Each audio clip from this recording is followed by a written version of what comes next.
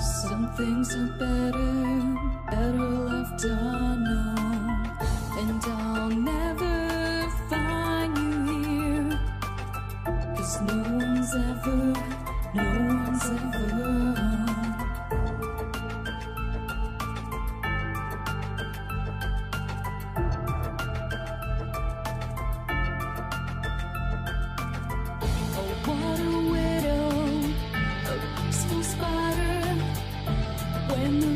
is clean, she's a sneaky hider. Hide the lies and the alibis. Oh, what a sinner is it in her?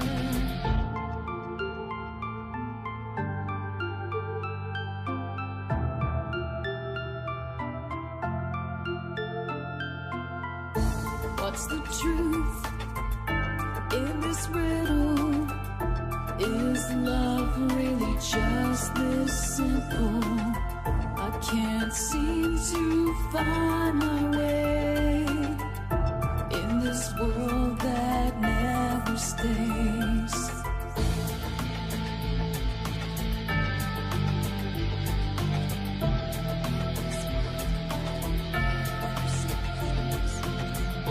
What a widow, a peaceful spider. When the glass is clean, she's a sneaky hider. Hide the lies and the alibis. What a sinner is it in her?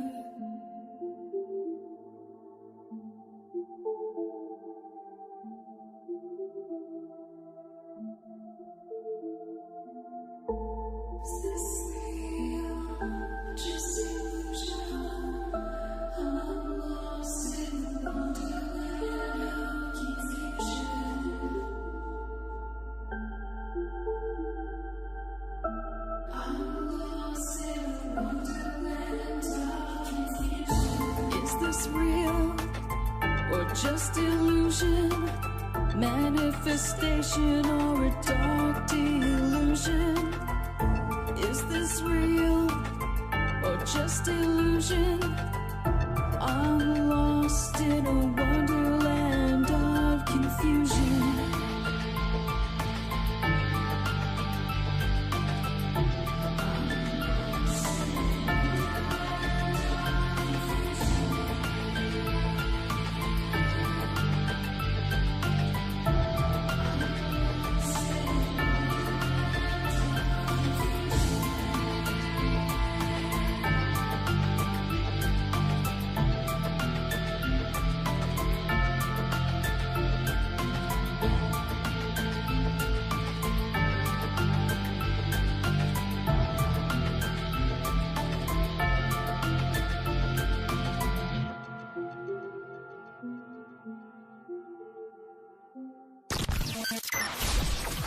Rabbit Hole is a community-driven radio.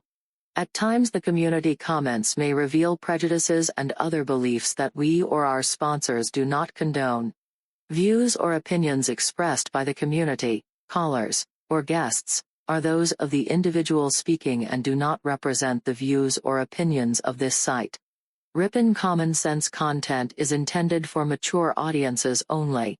Enjoy.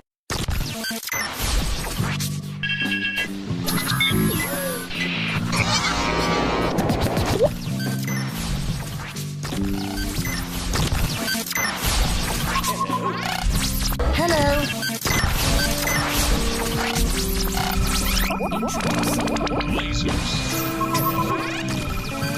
Hello.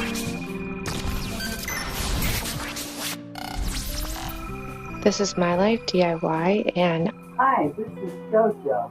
Hi, my name is Ash. Hey everybody, it's AJ the Rippin' Rabbit. This is Cynthia Sue Larson. This is your man Meta, aka Propagate This Light. And you're now listening to Darkwolf's Den. The Darkwolf's Den Show on Rippin' Common Sense Radio. This station is now the ultimate power in the universe.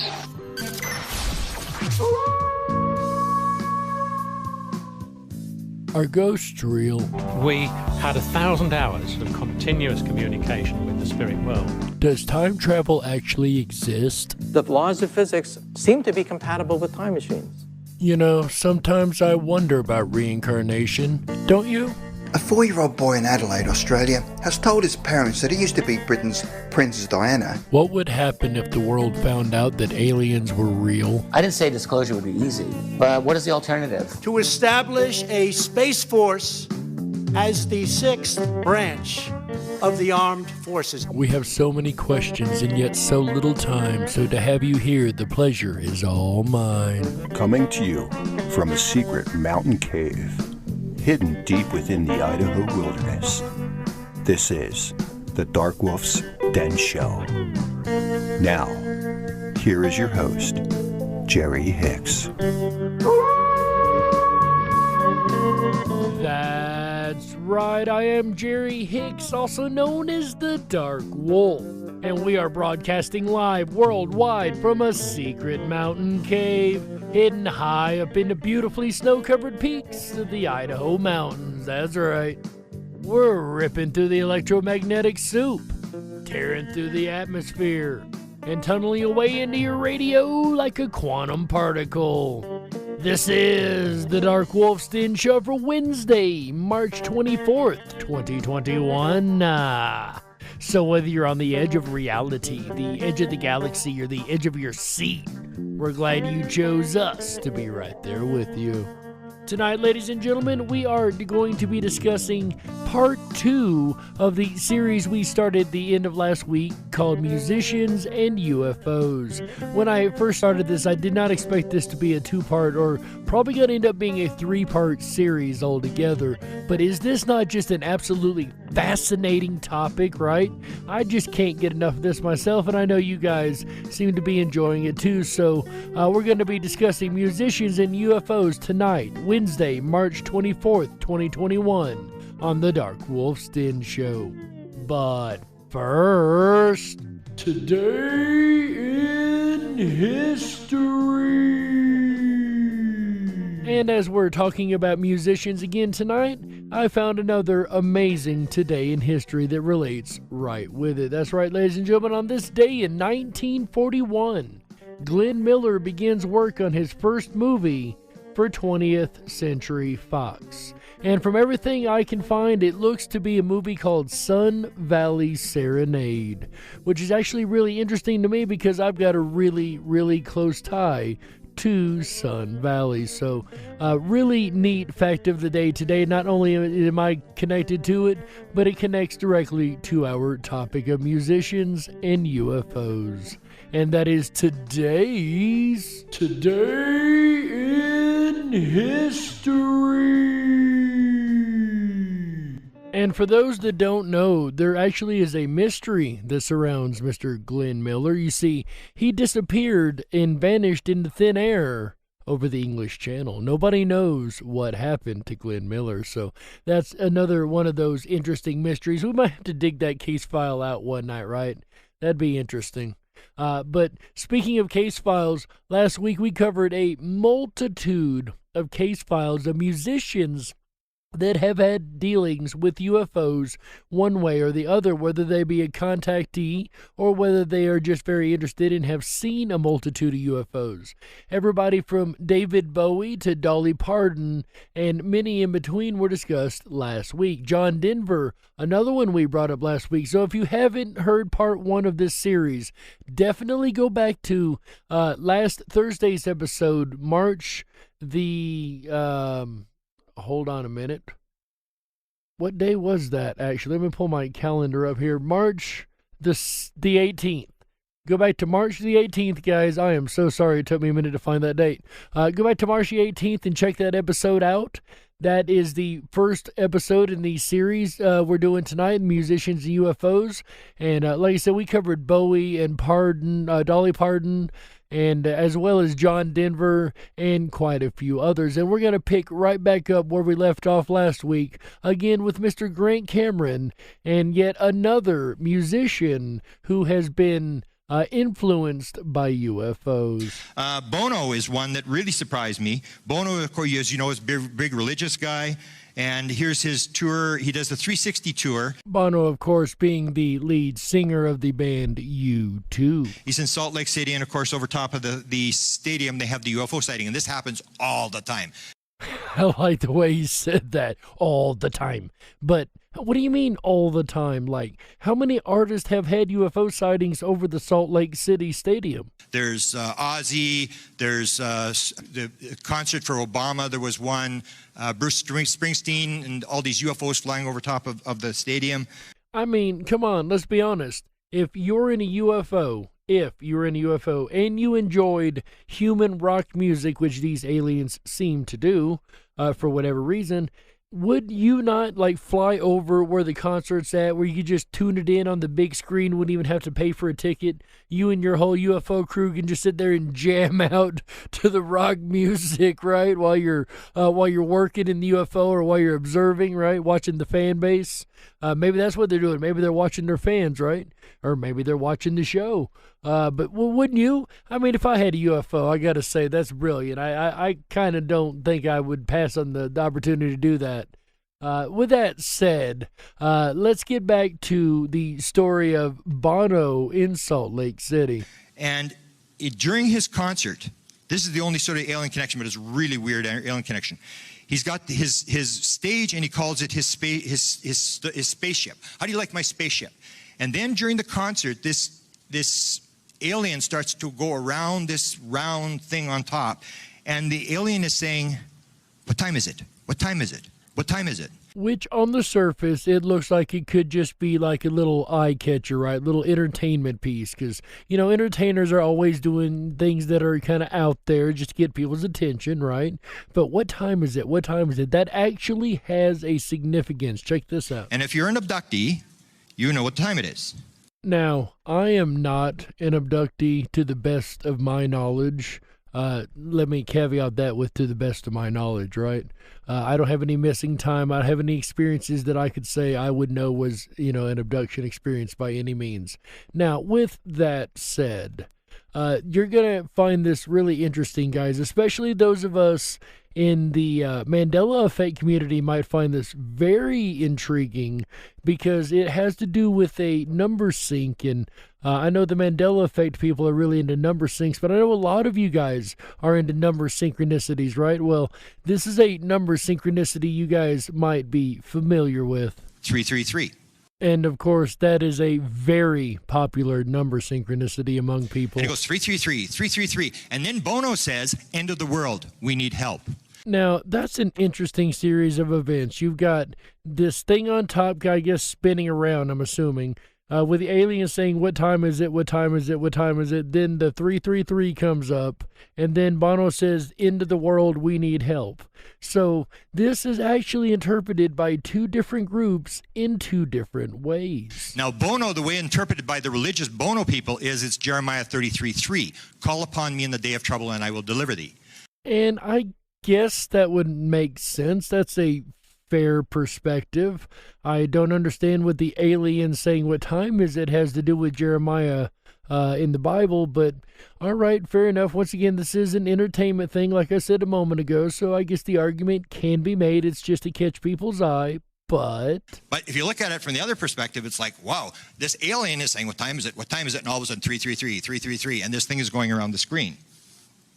He has aliens. This is on his screen. He has these aliens flying around on his screen. So what do you guys think of that particular case file with Bono?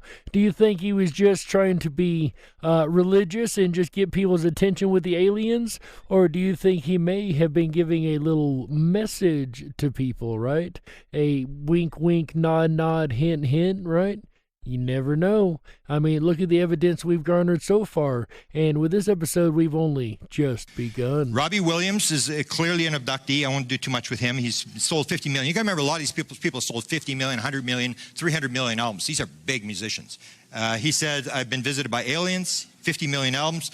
And it makes you wonder the messages that are being purposely put into these, whether the artist even is aware of it or not. Although we heard in the first part of this series that many of the artists are very much aware. Others are very much in a altered state of consciousness, to put it nicely, stoned as the one put it. But in all seriousness, it really goes back to the idea that there could be alien messages being put in this music, and it's usually good messages. Don't get me wrong. It's usually save the environment, save the earth, take care of the planet, things of that nature. It's not necessarily malevolent messages. Thank goodness it's more benevolent messages, but just the same, it makes you wonder what messages are ending up in this music that is selling 50 and 100,000 copies at a time, and what we are being exposed to subconsciously that are actually alien messages to humans. John Anderson is one of the best. I love John Anderson. He's the guy that said all music and art comes from the Pleiades. And to be clear here, we are talking about John Anderson, the former vocalist for the band Yes, and not John Anderson, the country singer, because that was actually my first thought, and upon further research, I found that it was John Anderson, the lead singer for the band Yes. So just so we know who we're talking about here. And we actually got a chance where I was in on an interview where they were asking questions, and I asked them this, and they didn't really ask him, where did you get this from? Where did this idea come from? But John Anderson says to me, there's no question. I remember Chris Squire, the bassist, and I talking about these things and looking at photographs of spaceships. So not only himself, but his bandmates, also musicians, of course, were also very much into the UFO theme. So it's not always the lead singers. It's sometimes the bassists, sometimes the drummers, just the fact of being a musician, having that type of open mindset, that openness to the creative messages that are coming through. It really speaks to the idea, once again, of musicians all being just absolutely fascinated with this UFO topic for some reason. The Magical is his main song that talks about UFO stuff. And it was written spontaneously. A lot of these songs were written like that, instantaneously. And again, it makes you wonder where the message is coming from. Now, it could just be the inspiration. It very well could, because I have had inspiration like that myself that had to get itself out onto paper or to release itself into the world. I'm not the most artistic on some levels. I am on others, like writing.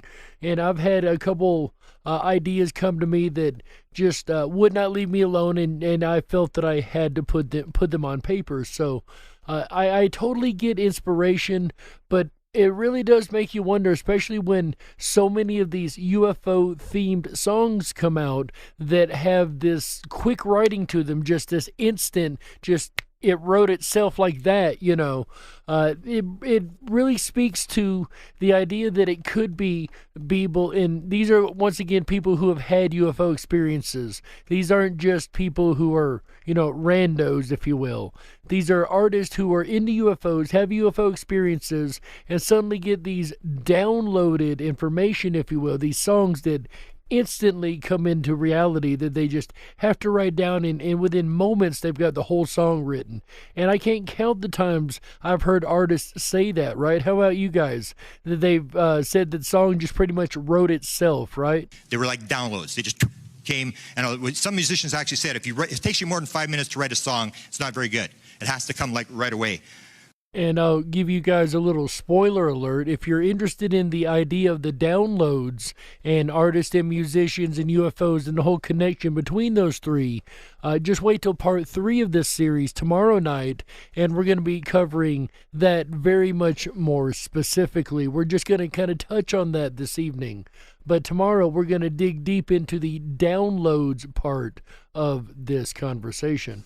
But if you hear the conversation that was going on at the big outside theater last night, and you see the number of people who were there, you can see that we're starting to move, that this idea is coming across. And one of the things that Linda and all these other people were talking about is this idea of fear and love, that you've got to move from fear to love, and that if you don't have love, you have fear, and the fear is dominating the world. And that is so unfortunately true, but it makes a very good point. You have two choices, fear and love, and that is one thing in all of the paranormal communities. I think we all agree upon that fact, that love is one of the most important messages that we can put out there as paranormal researchers, whether it be manifestation or whether it be, aliens, ghosts, whatever the case may be.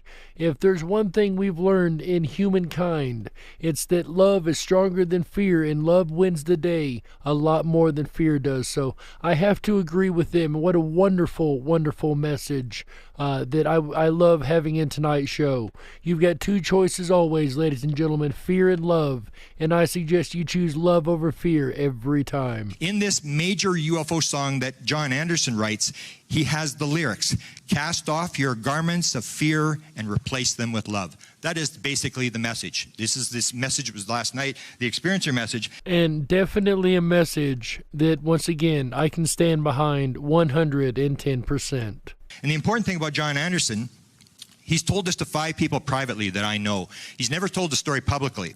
He was with the band Yes, which sold 50 million albums, big British band. He was playing in Las Vegas, Nevada. He was at Caesar's Palace in Las Vegas. He was up in his room, and an alien came through the wall and gave him information. So he is directly an experiencer. Well, that definitely adds a very good bit of intrigue to the case file now, doesn't it? The same guy that was talking about the downloads and having experiences and writing songs in 5 minutes is actually got information from an alien that came through the wall. Now, as strange and far out and wild as that sounds, I can't count the abduction cases where they said the aliens came right through the wall. Cat Stevens is an experiencer. He became a Muslim and now will not talk about it anymore. But he had an experience in London, and he wrote 2 songs. He used to sit on the roof. This is a story. He used to sit on the roof of the complex in which he lived in London and look at the sky. The interest may have stemmed from the fact that he was abducted by aliens. He told his encounter in the 1970s. One night I was lying on my back in bed and I saw this flying saucer shoot across the sky and stop over me. It sucked me up into it. When it put me down, I shot up in bed. I knew it wasn't a dream. It didn't feel like a dream. It was real. I know it was real. So he has what is to him perceived as a abduction experience. And then he writes this song. It's called Freezing Steel. This is a song about his abduction. And of course, unfortunately, we can't play the song on YouTube. The interesting thing there is he says, I'm on the ship with freezing steel, the ship with no wheel. And of course, many abductees, especially the scientific experiment abductees that we've heard about, have been on the cold steel tables and in a ship that doesn't have a wheel, and that actually makes a lot of sense with the other case files we went over on this show and things we know about the technology in which they supposedly use to navigate these craft. And when I get into the consciousness thing, I'll talk about the experiences that I've encountered. Will clearly tell you there's no wheel. You use your mind to fly the ship. That's how they're flying the ship. So, and it's neat how he said the ship with no wheel, no guiding wheel. And if you remember in the paranormal technology episode, we spoke about Colonel Corso, who made the claim that the aliens wore a headband that they believed was used to pilot the ship using just mental technology or telekinesis, if you will. And if you wonder what something like that might look like, there are 2 toys on the market right now you can buy that have this very same type of technology. One of them is called the Mind Flex, that is by Mattel, and there's another one called the Star Wars Jedi Force Trainer. Both of these use headbands that read brainwaves to control the game. So it's not as far out as one might originally think. And a lot of these abductees describe just that, a craft that doesn't have a wheel yet is piloted somehow. And of course we do believe as researchers that it's these mind-brain headband connecting devices, technology that is used to pilot a lot of these ships, literally by the power and speed of thought. Carlos Santana, and this is where I'm saying, and when I talk about consciousness, I'll talk about how this download thing I believe is working. I've got a model that fits, and I talk about the neurology of the model. I'll show you MRIs, the EEG scans, and how brains can link and lock up and stuff like that. And so what's happening, I believe, is not just aliens. It's higher dimensional, higher vibrational beings, entities that are doing this. So Carlos Santana doesn't talk about aliens, but he believes he's talking to an archangel by the name of Metatron. Okay, two things here. First, Metatron is the archangel also known as Enoch, at least by some claims. Now, with that said, Carlos Santana, I really believe, is an alien. And there's two reasons. Number one, he was old when my parents were kids, and the man has not aged a day. With that said, he makes some of the most amazing music ever. He, like Hendrix, can make a guitar do things that very few others have ever done before. The man is an absolute genius on the guitar, but he does not age. And I can't help but wonder if he might be himself an alien. No wonder he's in contact with these angels, as he calls them, the other dimensional creatures, if you will. And this is where his download stuff is coming from. And J.J. Hertak, in this field, also talks about his encounter with Metatron and ties it more into UFOs. Now, aside from ancient aliens, I've never heard Metatron connected into UFOs. But if you take the story of Enoch and him being taken into heaven, if you know the book of Enoch, then and turn that around and look at it from an ancient astronaut theory way of looking at it. And I have always said, why did the messengers in the Bible come down? Why did every single messenger come down to give a message from God, right? Doing his music, he sits, he meditates, he faces junior high schools. For an album, right? Supernatural. So if the weekend begins early, then the morning begins later. That's why you get your sketch, even though I say you'll get it every Wednesday morning ahead of the Rabbit Hole lore. We'll return you back to part 2 of Musicians and UFOs, the Darkwolf's Den Show, for Wednesday, March 24th on the Rip'n Rabbit Hole.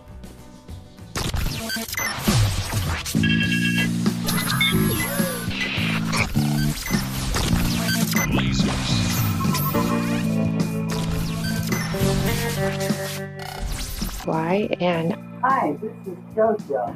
Hi, my name is Oz. Hey everybody, it's AJ the Rippin' Rabbit. This is Cynthia Sue Larson. This is your man Meta, a.k.a. Propagate This Light. And you're now listening to DarkWolf's Den. The DarkWolf's Den Show on Rip'n Common Sense Radio. If you were meant to be controlled, you would have come with a remote, but you didn't. And that's why you listen to the DarkWolf's Den Show. Now, here is your host, Jerry Hicks. That's right, I am Jerry Hicks, also known as the Dark Wolf. And welcome back to the second half of the DarkWolf's Den Show for Wednesday, March 24th, 2021. So whether you're on the edge of reality, the edge of the galaxy, or the edge of your seat, we're glad you chose us to be right there with you.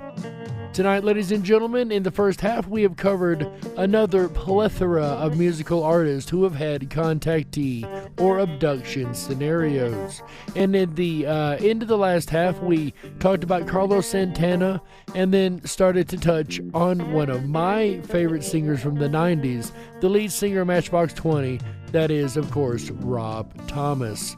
And that's where we're going to pick up right now. So, ladies and gentlemen, without any further ado, our speaker once again for this evening, Mr. Grant Cameron.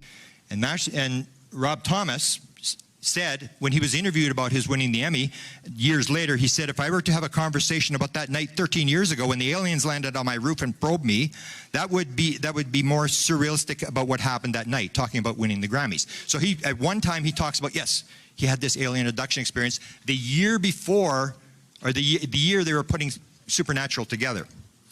He wrote the song called Jesus is an Alien. He also wrote the song called 3 a.m., where he's up in the middle of the night and he's like, walking around like he's waiting for something to happen. So I think any of us would agree if we were standing on stage accepting an Emmy, we would consider that a very surreal experience. At least I know I would. But Rob Thomas said it's nowhere near as surreal as the UFO experience where the aliens landed on his roof and probed him. So there you go. I don't know. I mean, that would be quite surreal. I don't know about as surreal as winning an Emmy, but according to him, it's a lot more. I guess he kind of gotten used to winning awards, right? Also, 3 a.m., I can see why. It's a great song. Like, I love that song. That is one of the songs that's in the jukebox in the back of my head that plays randomly. And it likes to play that one a lot for some reason. And next up on the list, we have another artist that is a classic artist who has won many, many awards for his work. The other one that they mentioned was Eric Clapton. Eric Clapton, you may not know, wrote this music for Communion. Communion, once again, from the first series, is the Whitley Strieber movie. And Eric Clapton, there's no direct UFO connection to him except for this writing of Communion. But this is Eric Clapton with a woman, and this woman's son has now come forward, and his name is Michael Lee Hill. And Michael Lee Hill, if you go on his site, he talks about the Anunnaki. He talks about his connection to the Anunnaki. He's the guy that's filming all the UFOs over the Great Lakes, and he believes he's Eric Clapton's biological son, and he's got the photo to sort of prove it. He's tried to contact Eric Clapton, and of course, Eric Clapton may have 50 kids, so he doesn't want to really acknowledge. So he hasn't been able to confirm this, but he lives in Cleveland, where Eric Clapton lives. And his mother has the photo, and this guy, if you ever get on his site, you talk about UFOs, he has the NSA has contacted him. He tells the whole story about being contacted by the government and his connection. So Eric Clapton doesn't have any direct contact with UFOs or aliens or anything like that. However, a guy that considers himself the son of Eric Clapton, although unclaimed by Eric, still, the guy that considers himself the son of Eric Clapton is very connected to the alien question. So there is a small connection, though I think that is kind of pushing it just a little. I will give it to you guys on that one. However, our next artist might be a little harder to brush away. There was a band in the 80s that I enjoyed. It was actually formed in 73, and the lead singer had a really, really long tongue. Do you guys remember what band this is? This is Kiss, and again, this is one of the big bands that sold whatever it was, 300 million albums or 200 million albums or whatever. Ace Frehley from Kiss. Listen to his experience. Listen to him talk. That's right. If you said Kiss, go ahead and give yourself a point. You are absolutely right. Way to go. But it's not Gene Simmons of Kiss that had the experience. No, it was actually a guy named Ace Frehley. I woke up one morning and found myself lying on the ground in front of the front doorway of my house. My body was half in the house and half out in the driveway. I'd woken up in a lot of strange places in my life, but this one took the cake. I slowly got up and went inside for a cup of coffee. As my head cleared, I could recall a strange dream about being inside a spaceship. It didn't seem that weird since I dreamt about UFOs and aliens from time to time in the past without ever giving it a second thought. This time, though, it seemed different, more real. Maybe because I'd never woken up in the doorway before. The more I thought about it, the more vivid it became in my mind's eye. After breakfast, I decided to go outside and look around the yard. I stumbled across a circular impression in the grass, almost like a giant burn. It appeared to be about 30 feet in diameter, but after inspecting it more closely with a tape measure, it actually turned out to be 27 feet. 27, my lucky number. Later in the shower, I checked my body for marks. I was looking for signs of being abducted. There was nothing, and he goes on. So basically, you have another major guy who talks about this. And yet another musical artist who seems to have a plethora of UFO experiences and abduction experiences. I wonder if it influences the music he makes. This is Sammy Hagar. Sammy Hagar is very vocal about his experience. I'll actually just play it for you here. Sammy Hagar, that's right, lead singer of Van Halen, also known as the Red Rocker. You got to remember, he led the biggest band of the late 70s and early 80s. He was a major player back then. This is Peter Robbins. His sister wrote music for the Blue Oyster Cult, and if you know her, Peter Robbins has told the story many times, direct experiencer. Had drawn the stuff on the ship, the experiments with the Greys and stuff like that. Yet another musical artist, in a way, connected to the UFO field. Do you guys remember Blue Oyster Cult? That may be a little bit before some of your time. This is the Moody Blues. This is the best one. And you guys remember Art Bell used to use the Moody Blues as his bumper music. And our network partner over there, Mr. AJ the Rippin' Rabbit, also uses the same type of music, the Moody Blues, as his bumper music. And I can't help but wonder if there's a reason that they're used so much on paranormal radio shows, right? And when you listen to their case file, it becomes very clear and evident exactly why their music is used. They are an extremely highly influenced group as far as the alien question goes. Ladies and gentlemen, without any further ado, the case file that I promised you on the last show when we kind of teased and touched on, but one of the golden nuggets of this whole series, the case file of the Moody Blues. And when we come to this thing, we were talking about this thing about spirituality, consciousness, this sort of stuff. This is the one I always say. When you want an example, all you need is one example. As the old saying goes, you only need one white crow to prove that every crow isn't black. You only need one piece of evidence to change the entire paradigm. An abduction experience that goes back before birth, and everything changes. It is no longer a physical problem. It is a spiritual problem.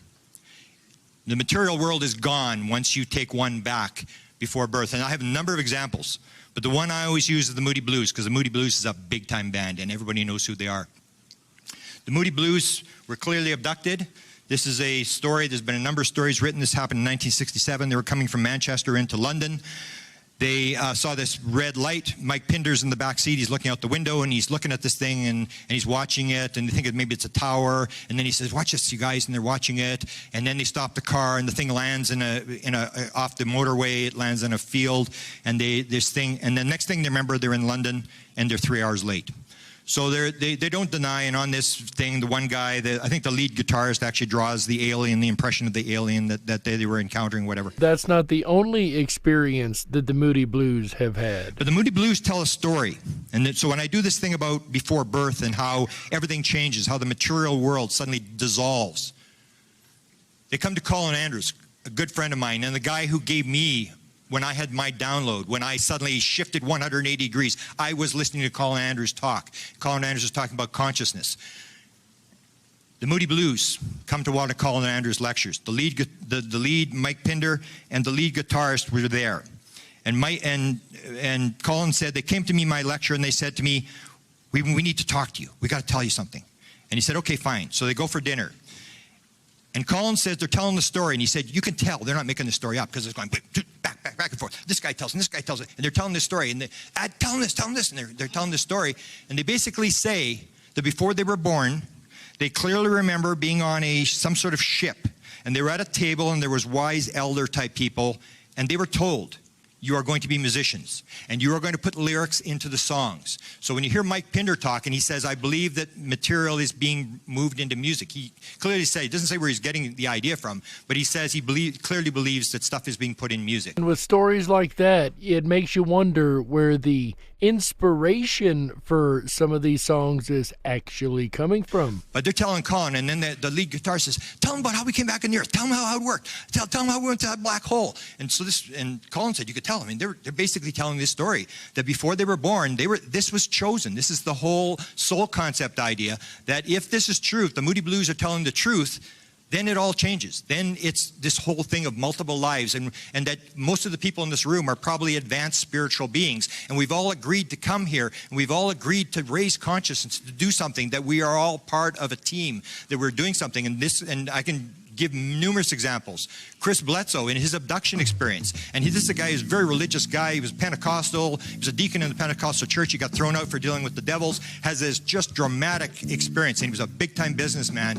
And he during his regression a year later, he's being regressed by Dr. Michael O'Connor, who's an associate of John Max, and he's going, promise, and I promise, and I promise. Where's my son? I want to go home, and I promise. And then O'Connor says, what are you talking about? What's this promise? And he said, can you talk to the aliens? And he said, yeah. He said, ask the aliens, what's this promise? And he said, they have been with me since before I was born. And the promise is that I'm going to carry the message. I have this message for the world, and I'm there to deliver it. So you have numerous examples that I can quote you, but the Moody Blues is the best example of somebody that, the high-profile people who are saying, this starts before you're born. This is not a random event. And we now know this with abductions. We used to think abductions were random events. We now know you're a lifer. If you're an experiencer, you're probably a lifer. You've been taken your whole life, and your whole family's involved, and that it's a progression of something which I'm now saying from my shift has really got nothing to do with the material world. It's much, much different situation. But it really is something that all of these musical artists have had these experiences, and all of them put in their lyrics the message, the alien message, if you will, to love each other and take care of the planet, and things like that. The alien message that all abductees come back with. But what do you guys think? Do you guys think that all of these musicians are having abduction experiences? And do you think the inspiration for the messages of the music that they get actually comes from an alien source? Or do you think perhaps it's just a little bit of imagination and it's all in the heads of the musicians? In the end, ladies and gentlemen, all you can do is look at the evidence, apply a little common sense, and in the end, you be the judge.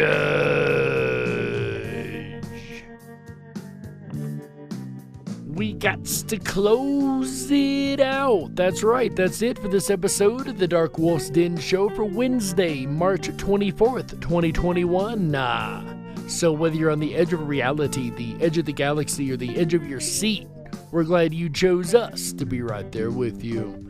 The den may be closing tonight, ladies and gentlemen, but don't you worry. We will be back tomorrow, Thursday, March 25th, 2021, 7 p.m. Pacific, 10/9 Central, with an all-new episode of the DarkWolf's Den Show. That's right. Tomorrow night, we're going to finish off with part 3 of musicians and UFOs, and we're going to dig specifically into the downloads involved with this topic. It's really going to be amazing, and if you guys have enjoyed so far, you definitely do not want to miss the last episode of this series. That is tomorrow, Thursday, March 25th, 2021, 7 p.m. Pacific, 10/9 Central, right here on Rippin' Common Sense Radio. Then on Friday, March 26th, 2021, 7 p.m. Pacific, 10/9 Central, our buddy AJ the Rippin' Rabbit returns with an all-new episode of the Rippin' Rabbit Hole Live Show. That's right. It's springtime and love is in the air. That's right. AJ's going to be talking about romance. That's right. Do you need some tips on romance? Or perhaps you're romantically inclined, or perhaps you're not so romantically inclined. Any way around, make sure you stop by Friday, March 26, 2021, 7 p.m. Pacific, 10/9 Central, while AJ the Rippin' Rabbit and the Rippin' Rabbit Hole Live Show covers the topic of romance. That's right. Then on Saturday, March 27th, 2021, 7 p.m. Pacific, 10/9 Central, AJ comes back with another episode of the Rippin' Rabbit Hole Live Show. That's right. He's going to be talking about storytelling, and there's an art to storytelling, right? An art that is really, really fun once you get it down, and anybody can learn this art. And if you're interested in it, make sure you check out AJ the Rippin' Rabbit and the Rippin' Rabbit Hole Live Show on Saturday, March 27th, 2021, 7 p.m. Pacific, 10/9 Central. All shows here on the network are 7 p.m. Pacific, 10/9 Central, Wednesday through Sunday. That's right, the most extended weekends in radio. That's right.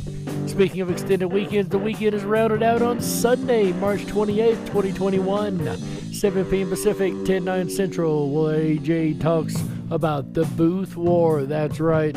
This is a important piece of American history, and a piece that I love that he brings up every year, and he does not let get lost in the annals of time. So make sure you check out the Booth War, an incredible story, Sunday, March 28th, 2021, right here on Rippin' Common Sense Radio and the rippinrabbithole.com.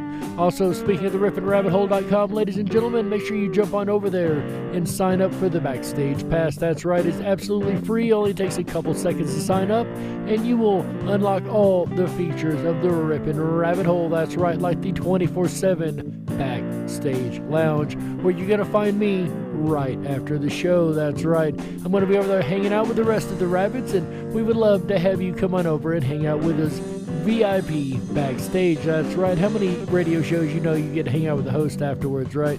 Also, make sure you go over to the Down the Rabbit Hole, our social media alternative, and when you sign up for your Backstage Pass, you are automatically signed up for our newsletter that we send out every Wednesday morning with all the information about all the wolf dens and rabbit holes that we're going to be digging down all weekend long. That's right, ladies and gentlemen, that's it for me. I will see you guys tomorrow night, and I cannot wait. And on behalf of Walt House, Chick Mandela Effect, AJ the Rippin' Rabbit, everybody at Rippin' Common Sense Radio, our incredible mod team over on the YouTubes, and everyone who has made this possible. My name is Jerry Hicks, also known as the Dark Wolf. And remember, until next time, ladies and gentlemen, stay awake, but dare to dream. Good night, everybody. How? Yeah, that's right.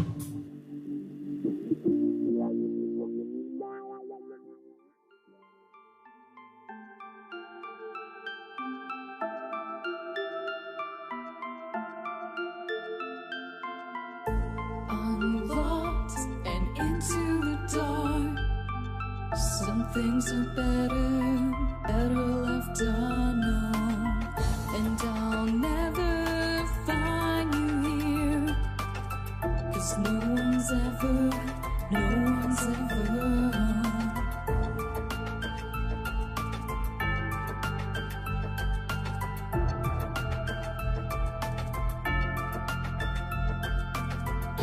What a widow, a peaceful spider.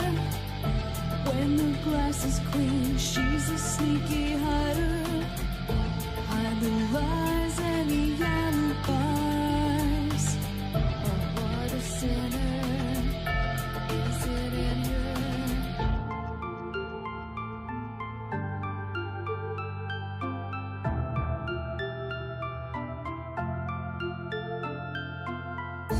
What's the truth in this riddle?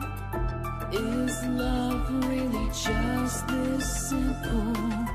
I can't seem to find my way in this world that never stays.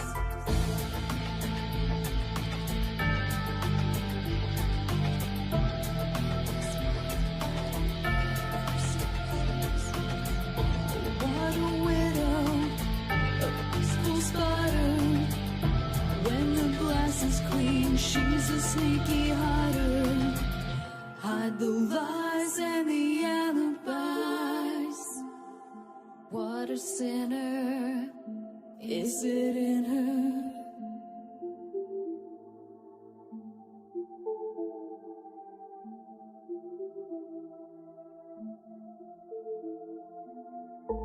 Is this real? Just illusion. I'm lost in wonderland of confusion.